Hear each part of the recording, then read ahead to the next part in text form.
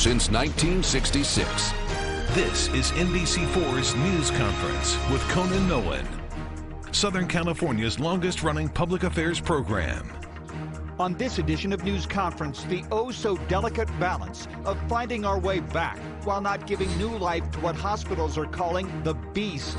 We talk with Kathryn Barger, chair of the Los Angeles County Board of Supervisors, on the difficulty in maintaining stay-at-home orders through May 15th, the possible pressure coming from neighboring counties who are slowly opening up, the fiscal crisis now facing the county, and what appears to be the difficult relationship between the board and County Sheriff Alex Villanueva.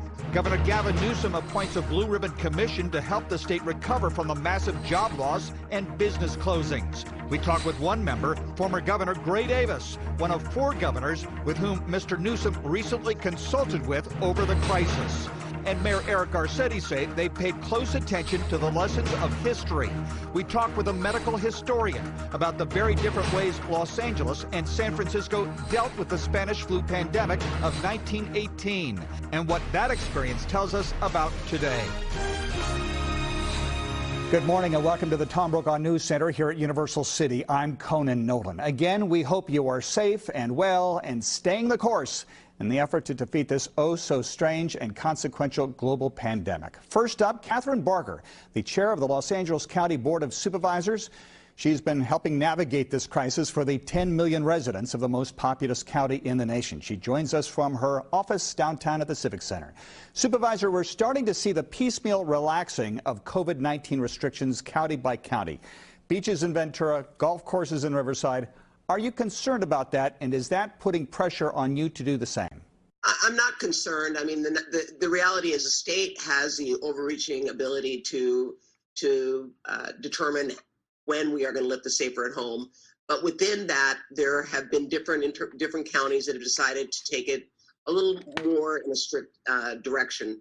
In LA County, we were one of those counties that did that. We are reviewing and will review where we can lift some restrictions, whether it be golf courses or different businesses. If they can do social distancing, I believe our health officer will review, and next week we'll probably be making some determinations. Do you have any idea when the stay-at-home orders will be lifted? If I had a crystal ball, no, I don't. I don't think anyone does. I know that when I talk to Dr. Ferrer, people say, is May 15th the date? There is no magic date. That's a date that we gave. The state's open-ended. My biggest fear is that we're going to go beyond May 15th. My biggest hope is that we see the curve continue to stay flat. Our hospital census is actually okay, and that we can encourage businesses to slowly begin to open, do soft openings. That's one of the motions that Supervisor Hilda Solis and I are bringing in on Tuesday, is to bring in business leaders throughout the county and leaders, period, to help us develop a plan to address a slow ramping up, but also support small businesses that have suffered so much that are not sure whether they are going to be able to survive post-COVID-19. So, you know, I have hope, but I'm also fearful that if we go out any longer, that it's going to be a death blow to many of our businesses.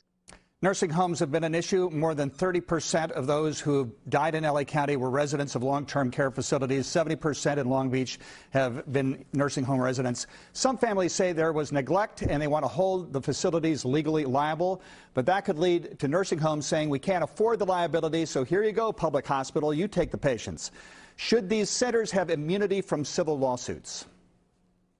Well, we're living, I mean, again, you know, I would say that we need to be cognizant of the fact that right now we've got hospitals that can't release individuals to skilled nursing facilities because they're not accepting patients. So it's creating a situation in our hospitals for individuals taking up a bed that normally would be free.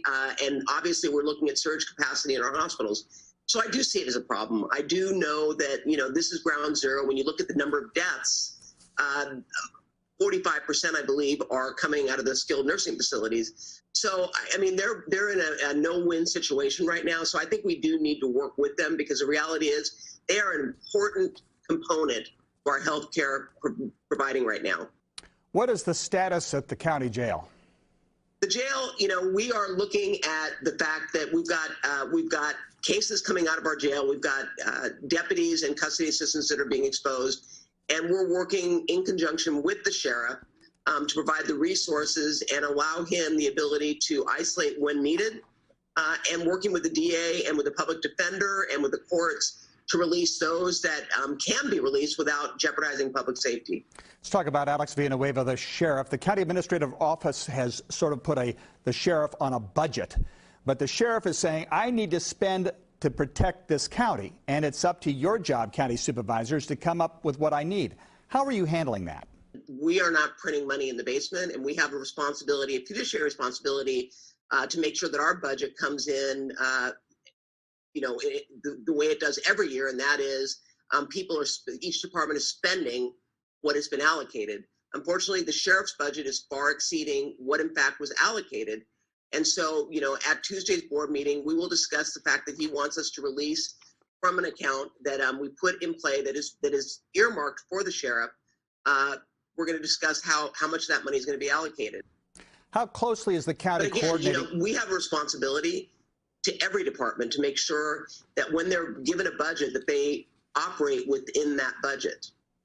How closely is the county coordinating with the city of Los Angeles? I talk to the mayor constantly. Mayor Garcetti and I communicate at least 3 times a week, and we are, working together because the narrative that he sends out is a narrative that's got to be consistent with what our public health officer is saying, because our public health officer oversees the city of Los Angeles.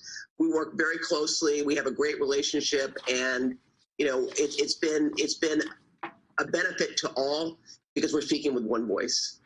Give us an idea as to the fiscal calamity that the county is now facing as a result of this crisis. Well, we're projecting that we've got at least 75% decline in revenue through June.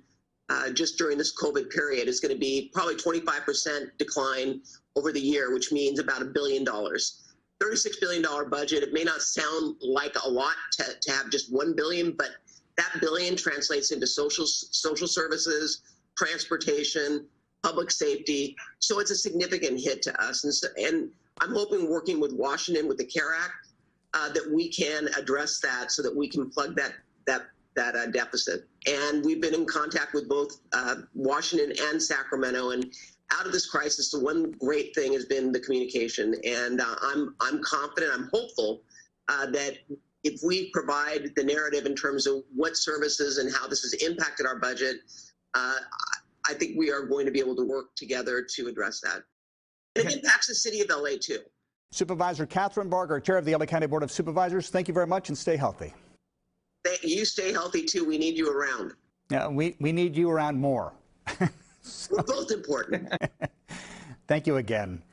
Up next, the former governor of California, Gray Davis, who had a conversation, as did the 3 other former governors, with the current governor in navigating this crisis. That when we return.